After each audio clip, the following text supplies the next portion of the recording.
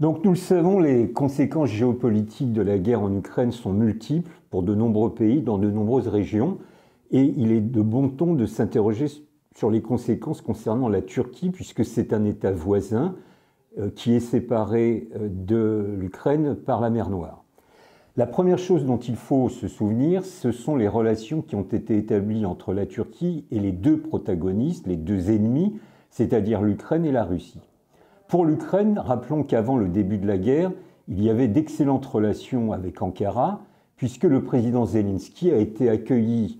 avec les honneurs par le président Erdogan il y a un peu moins d'un an, et qu'à cette occasion, de nombreux contrats d'armement, d'accords politiques avaient été contresignés. Par rapport à la Russie, nous le savons, depuis plusieurs années, les relations entretenues entre Ankara et Moscou sont très fluides. De nombreux sujets de convergence ont été établis, ne serait-ce qu'au niveau économique, mais aussi politique et stratégique, notamment concrétisés par la vente des S-400 par Moscou à Ankara. Ces deux relations, ces deux modes de relations, qui étaient très étroites avec l'Ukraine et assez fluides avec la Russie, ont évidemment des incidents sur la façon dont la Turquie gère aujourd'hui cette crise et cette guerre en Ukraine.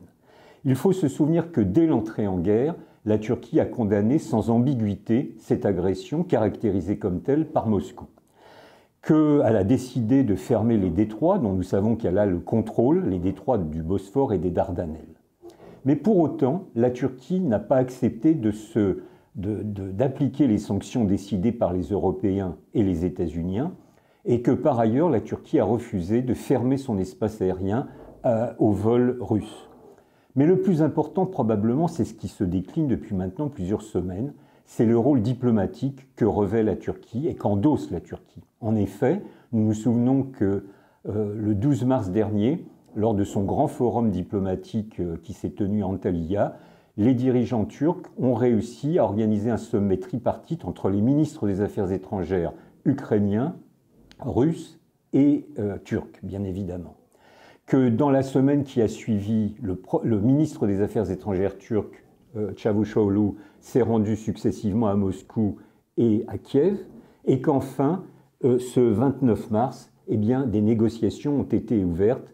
sous l'égide de la Turquie, en présence du président Erdogan, entre les délégations russes et ukrainiennes. Même s'il est bien évidemment trop tôt pour dire si ces négociations vont donner des résultats positifs, et probablement ils n'en donneront pas immédiatement, ces quelques exemples indiquent assez clairement le rôle géopolitique, le rôle diplomatique que revêt la Turquie désormais.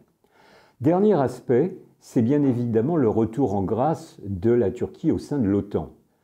organisme transatlantique dont nous savons qu'elle fait partie depuis 1952, mais nous savons aussi qu'au cours des derniers mois, voire des 2-3 dernières années, la Turquie avait été critiquée par bon nombre de membres de l'OTAN. Il est assez symptomatique de constater que lors de la réunion